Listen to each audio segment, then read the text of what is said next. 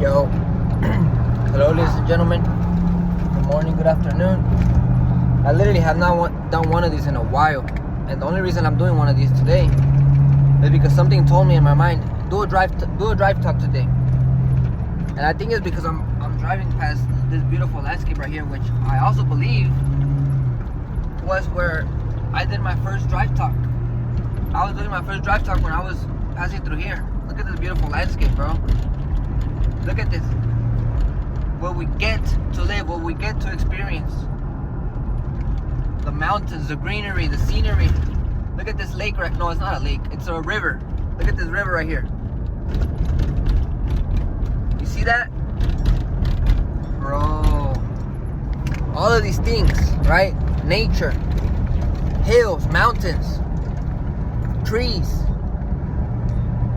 Look at that. That shit is gorgeous.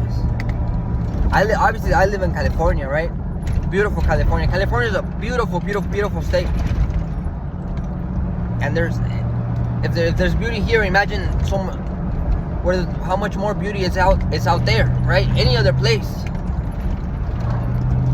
It's crazy. I literally didn't even have that in my mind. It's just, I mean, something told me to do the drive talk. It's weird. Sometimes you just gotta listen to your thoughts, right? There's literally beauty everywhere. But most people don't get to see it, right? You have to. Well, most people are way too busy to see. For example, everybody wants to go to Paris, right? Obviously, Paris now is trash because you can get stabbed now and a bunch of crazy shit. But everybody wants to go see the Eiffel Tower, but most people don't get to go see the Eiffel Tower. Why? Rest in peace to that soul. Somebody passed away right there. I command good energy for that soul wherever it is. I command it. Back to our point. Everybody wants to see the Eiffel Tower, right? At least most of the people that I know, that's one of their goals to go to Paris. And most people don't get to go. Why? Because of work, their lifestyle, their kids, whatever they're. Oh man, I don't know if you can see that, but there was something splattered on the road right there. Something. I command good energy for that being, wherever it's at, for that soul that passed. Whatever it was like a dog or a cat. Rest in peace. A lot of people, they're too busy doing their job, right? Me right now, I just got out of work. I'm on the way home. Today is leg day. And guess what? I'm speaking into existence that I'm going to record a leg day. And it's already recorded. I already did it. I already posted it on YouTube, right? The moment you say something, you have to do it. It's already done, right? And I got that from Andrew Tate. Shout out Andrew Tate. I learned a lot from that dude. Right, but most people they can't travel to the Eiffel Tower, right? Because they have to work, they have to do all of these things. And it might not even just be the Eiffel Tower. It might be going wherever you want to go. For me, the first place that I'm visiting, once I start traveling good and I'm broken free from the matrix, right? Quitting your 9 to 5, making money for yourself, not having to call anyone a boss, not having to worry about clocking in or having to worry about bills or none of that. No, abundance. I am already rich. I'm just short of money, right? But I'm already rich. I'm wealthy. I'm so fucking rich. I am wealthy. I am strong. I am powerful. I am healing, right? Man. Most people are stuck or they feel stuck, right? And the key is, I mean, it's like there's no physical key. The key is inside right here in the mind, right? And you find that key by how? Working on yourself. And you're gonna help break and you're gonna help break free. You're gonna help break yourself free. Like I'm currently doing, right? How anybody could do it. Anybody could do it. Literally anybody could be successful. Anybody could do it.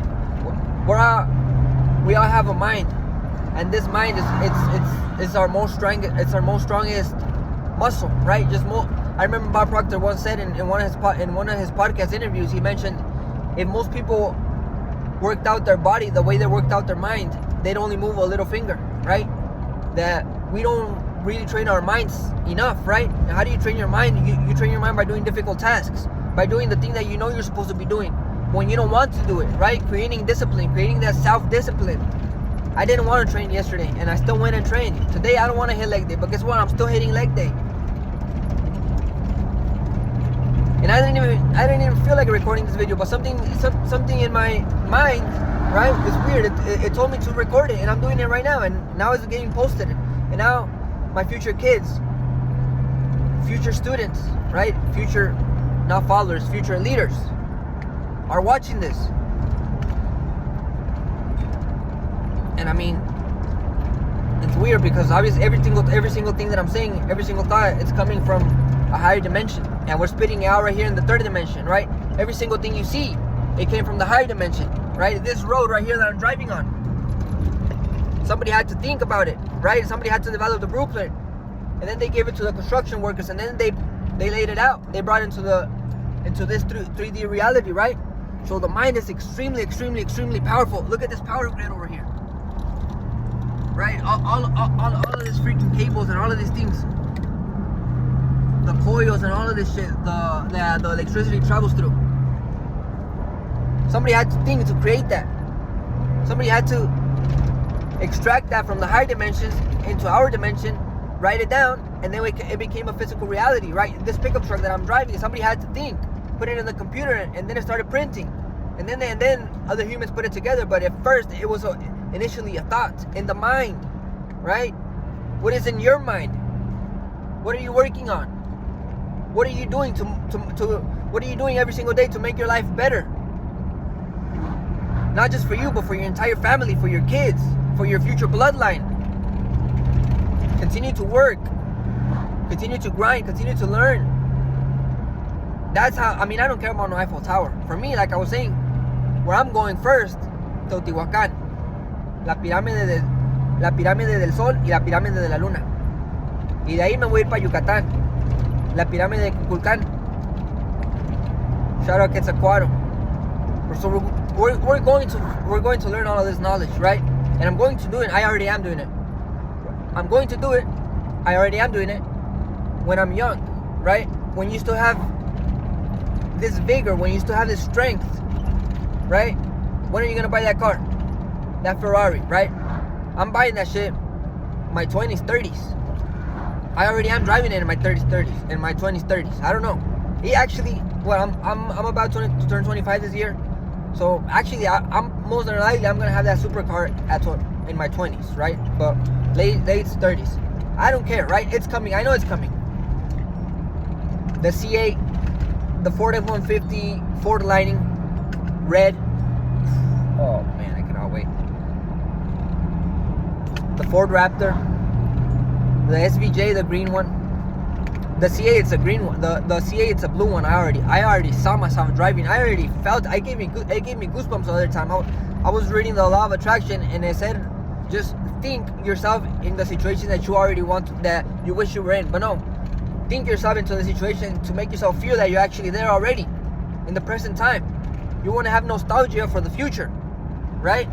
So believe you already are who you're supposed to be, and you already are that person. So what do you do also? The daily habits of that said person, you do those habits every single day. If the millionaire version of you is working out every single day, guess what? We're working out every single day.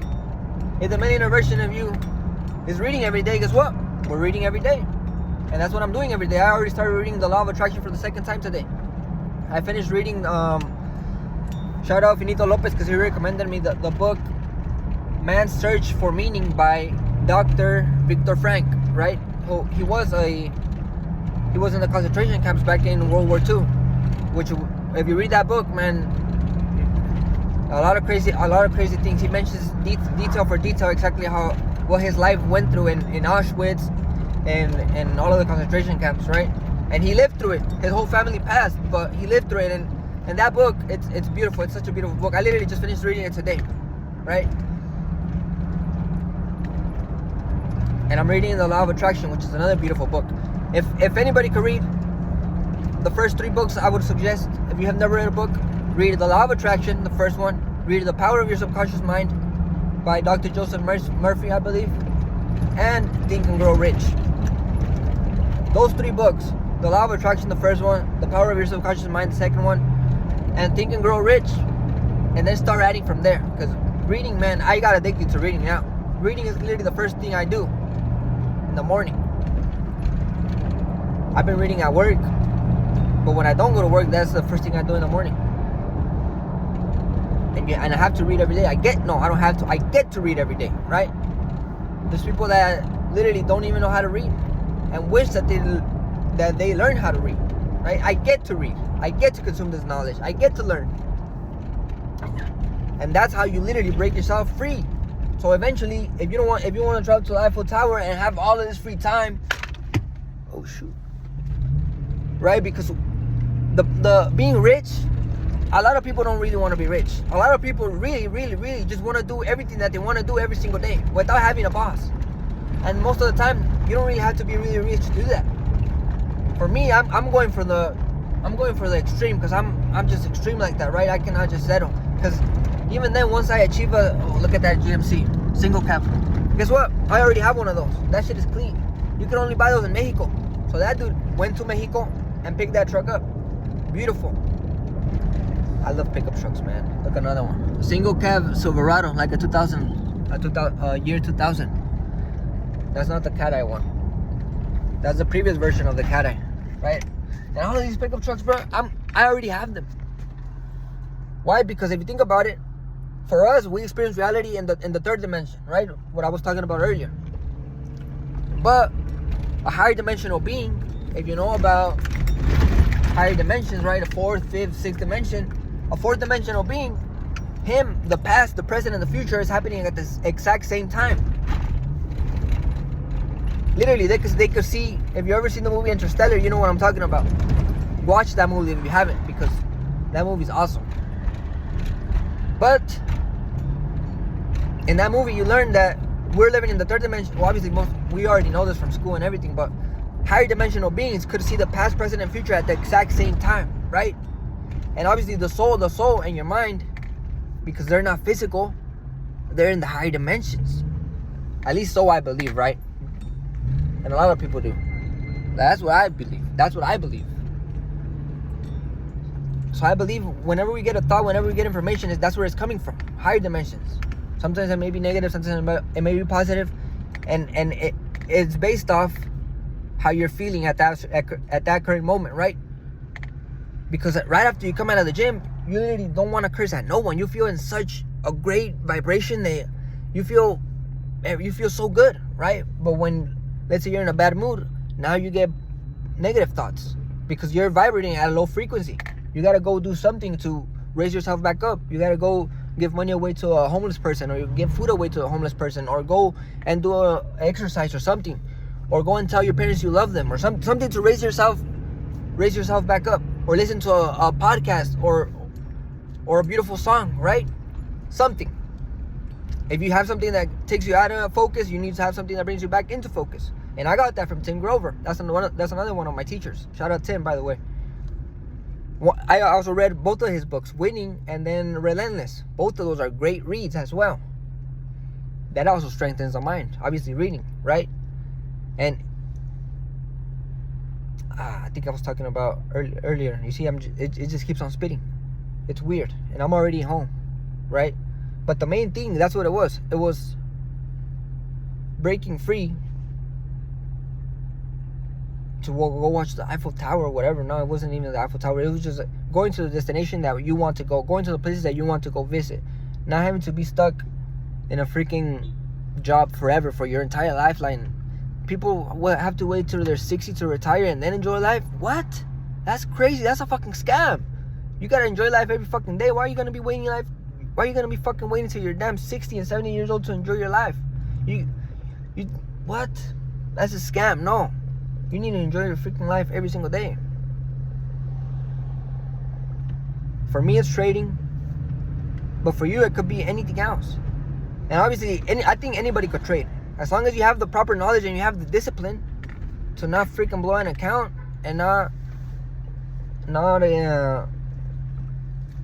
risk your full account on every trade. Anybody could trade. Anybody can make money trading. Literally anybody. And trading is literally one of the best things ever that exists, right? You don't need a boss. All you need is yourself and a laptop or your phone and internet. That's it. And money, obviously, to fund the account.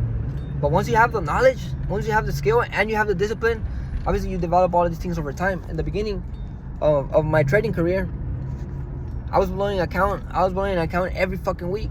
Every week. I remember even a couple times. No, I think this only happened I think it only happened one time, and then I learned my lesson.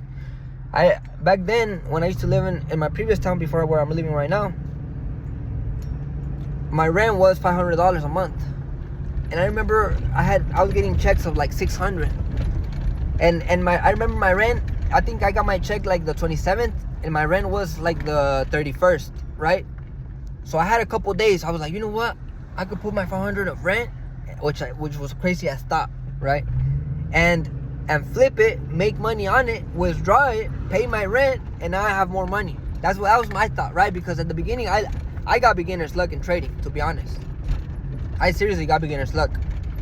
My first ever deposit on I think I've talked about this before too as well already here. But my first ever deposit, it was $100, but I did not know how to buy Bitcoin. It was on Yugo's Way, and I think I bought Bitcoin through the online website, which was weird. Coinbase didn't exist back then. I think it did exist, but I didn't know how to use it. Right? Kraken didn't exist. All of this thing. Cash App didn't even have freaking Bitcoin. PayPal didn't have Bitcoin. All of these things that give you the ability to buy Bitcoin today, that shit wasn't there. I'm talking like 2019, late 2019, early 2020. And so I bought Bitcoin through the freaking website, and it took 2 days to hit the account, the trading account. And by the time it hit the account, Bitcoin fluctuated down, and from the $100 went to $80. But the thing is, I still turned those $80 into $460 in 2 days. Why? Because I was already trading demo. Shout out my boy Danny, because he was the one that put me on trading. And he told me, before you even hop on a live account, demo trade for 3 months. And I literally thought I was a freaking WBC champion, a freaking undisputed champion of the charts at that time. I was like, I'm ready for a fucking live account, and I was.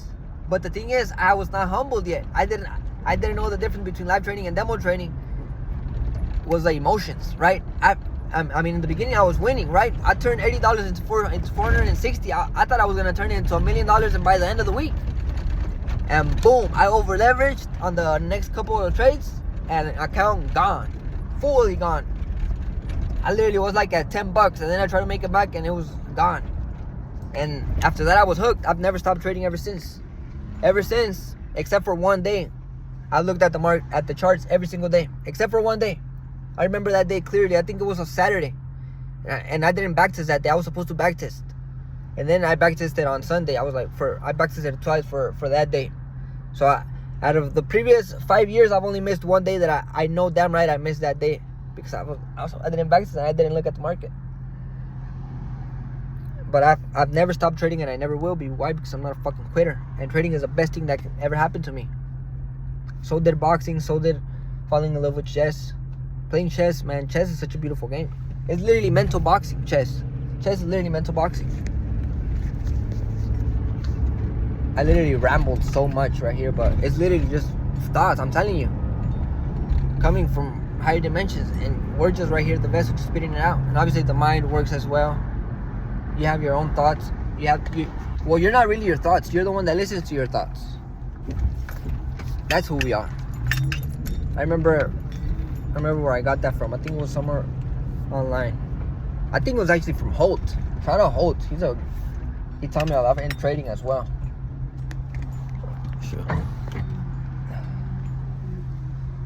Right here at the drive-thru, getting some grub, some KFC. You already know. Shout out Tate as well.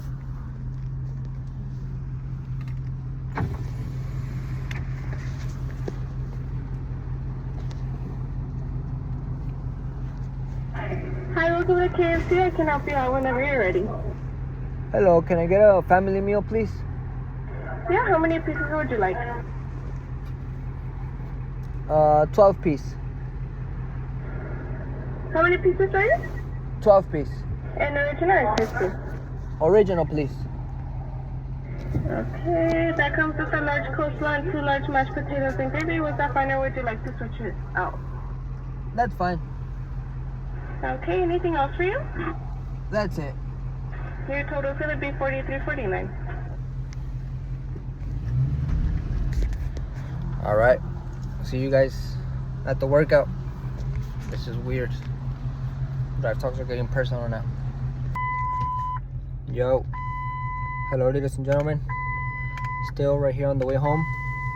I just forgot to mention that after the leg workout, I'm also gonna do a trade markup. No, a chart breakdown, right?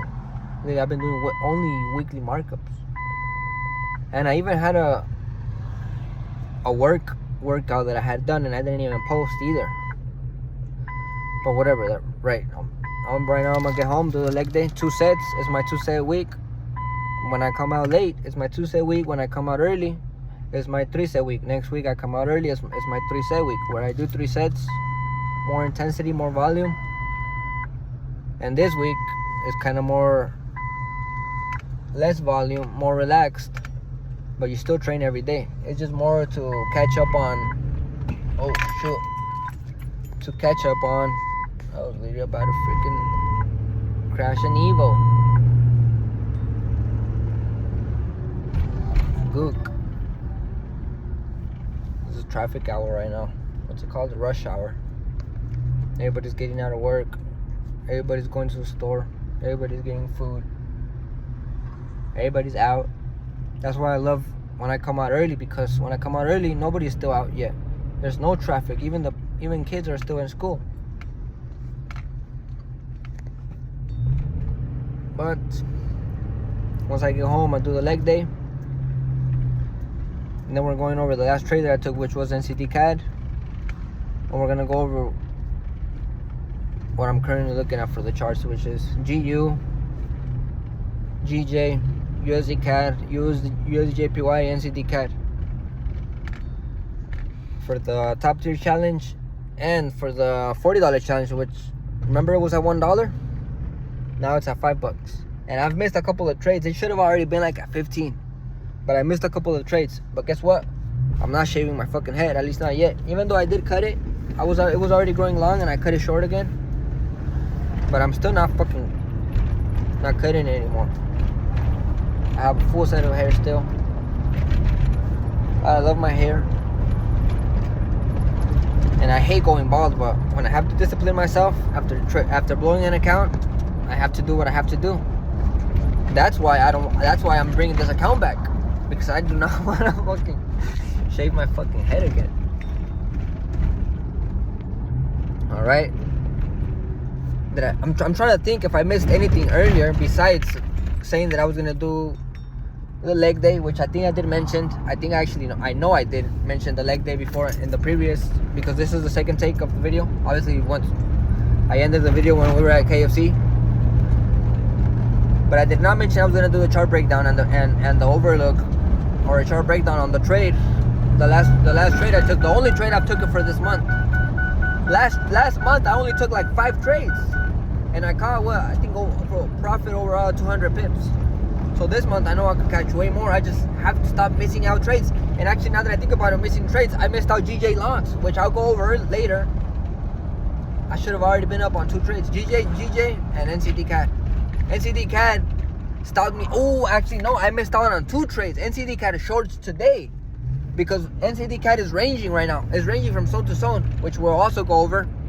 But it's literally on top of the zone, below, I forgot it was 132, I believe, or 133. I might be mistaken on that, but we're below the zone. We're ranging. We're gonna see the range right now. It's on the H4, on the H1, H4 consolidation, and price was on the top resistance area. Perfect shorts. Literally mounted into the support zone, to the demand zone. Not even a demand zone anymore. It's already a support, right? Demand zone. You have to be strong test in the market, and you're not there just bouncing. That's a support and that's a resistance. Supply and demand zone is just key points in the area in the market. We touch 1 or 2 times and then we do the full meltdown, or we do the full fly back to the upside. We're not gonna stay there and just keep on bouncing. That's the difference between support and resistance and supply and demand. Bro, that's already trading talk, which we're gonna get over later. I'm just trying to really think if I missed out on anything besides that, because the main point was breaking free, right? Being able to if you really want to go to Paris and see the fucking Eiffel Tower. And if you don't want to see the Eiffel Tower and you want to go anywhere else, if you want to go somewhere else, go to China, go to freaking, well, actually China, nowadays, who knows. But you can visit so many fucking countries, South America. And if you don't even like traveling, like that, you could build the life that you want, right? For me, I'm going to build a big fucking ranch, big farm. I already have it. Remember what I talked about earlier, the higher dimensions. It's everything is happening in the now, right? So you have to think in the now. It's already yours. You have to think, you have to feel as you would feel if your desire were already real, right? And stop getting distracted by things that don't have anything to do with your goals. Do everything now. Stop fucking putting shit for later. Oh shit. Yeah, that was a tight turn. I drive a pickup truck, obviously. And I love pickup trucks. Nothing wrong with pickup trucks. It's just hear the sound of this V8. You hear that? I love V8s. I love V10s. I love V12s. W16s. Alright, we're about to get home, but literally, you have the power to do anything that you want. Anything you believe. You literally are who you believe you are. If you believe you are strong, you are strong. Right? Remember what does it say in the Bible? Let the weak say they are strong. Say you're strong, even if you know you're not, because saying it enforces that you are, and you will become stronger. Why? And the more you say you're strong, the more you say you're healthy, the more you say you're healing, the actions to acquire each and every one of those things, you're gonna start naturally doing them. Right now, right? Me getting stronger. I am getting stronger, but guess what? I'm also gonna apply the action right now on my legs to actually become stronger, get that power when I do box, get that defense, get that strength, get that stability. I'm already home. We're gonna get into the leg workout right now. After I feed my chickens, I'll put a little video right now in it about that. And yeah, that's exactly what the thing. I already have the ranch with even more chickens running free, a lot of dogs, my German Shepherds, probably a boy and a girl to have babies, a girlfriend for Rambo, for them to have babies. Because I want my dogs to have family, man. I want a full pack of dogs. And a Cane Corso and his wife and yeah, the wife and the husband. Oh man, I cannot wait. And they're all gonna be fucking trained. And the cows and the goats, every other animal, more and more chickens. It's already happening. I already have it. Here in California or in Florida or White Settle. But actually, here in California. Let's get into the workout.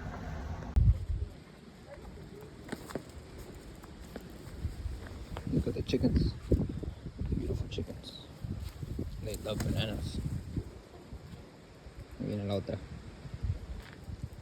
This one you gotta send her one separately because she's kind of slow. These girls are quick.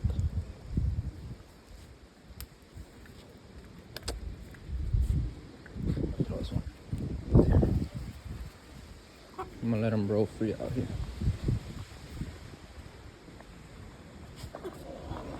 Aren't they gorgeous?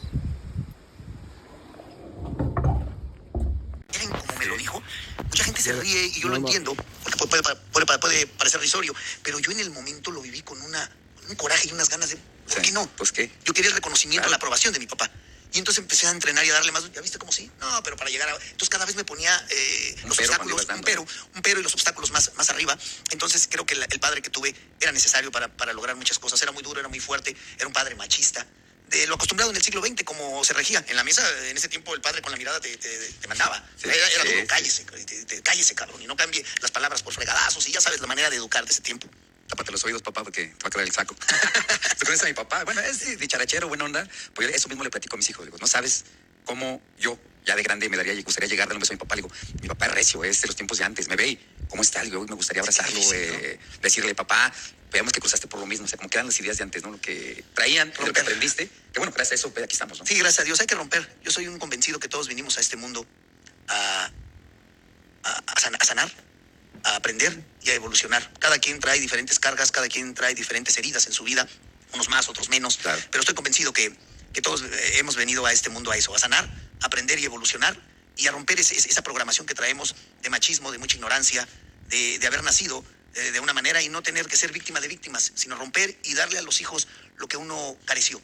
Era difícil para mi padre abrazarme y darme besos y hablarme de una manera diferente porque él así fue educado. Y mi madre era todo lo contrario, con ella aprendí lo que era la ternura, era el amor. Mi madre era una mujer estudiada, terminó carrera, viajó, conoció mucho, mi padre también viajaron, pero eran totalmente polos opuestos. Mi madre no quería que boxeara, mi papá no creía que yo podía hacer cosas o lo hacía con esa efectividad para que yo lograra algo.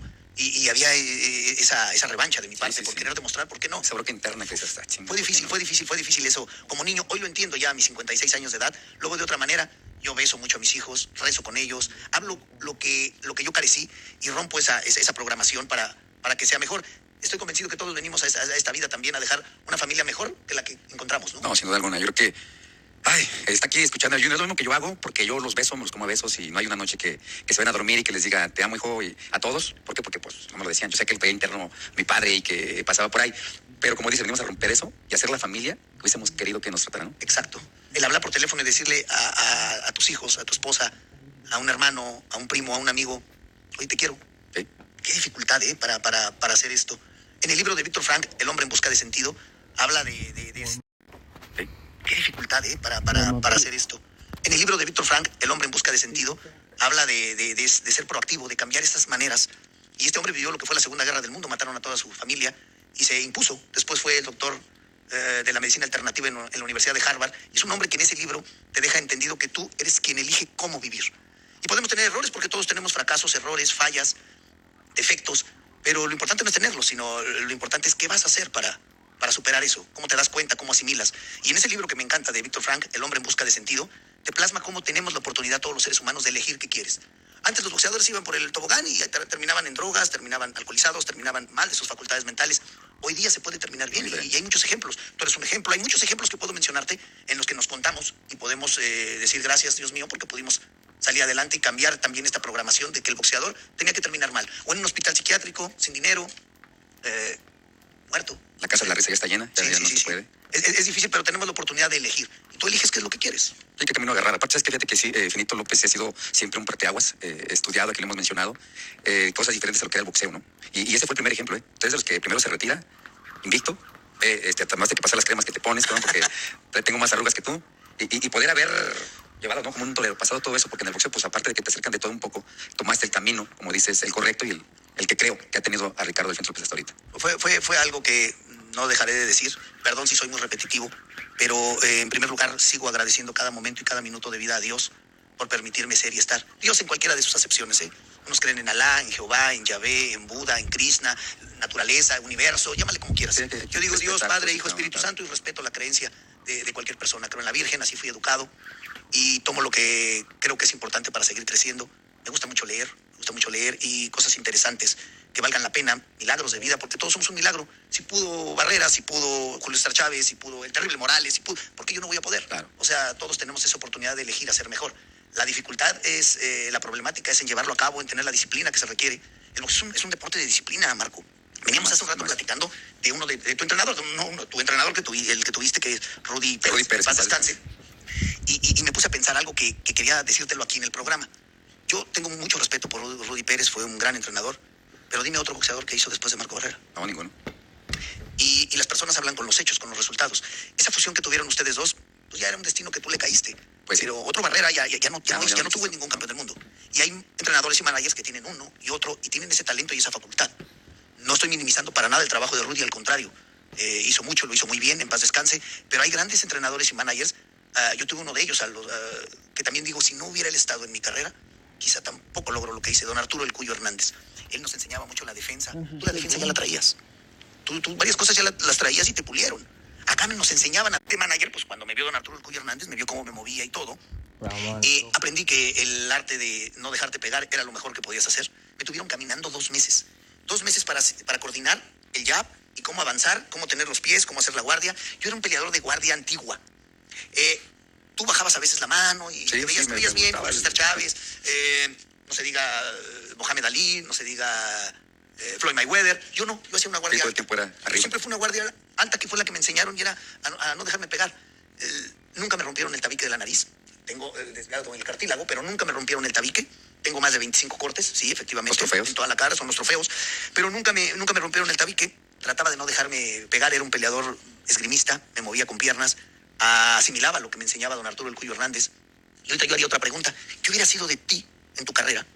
De esos universos paralelos, claro, que haces un retro, si tú hubieras estado con el Cuyo Hernández.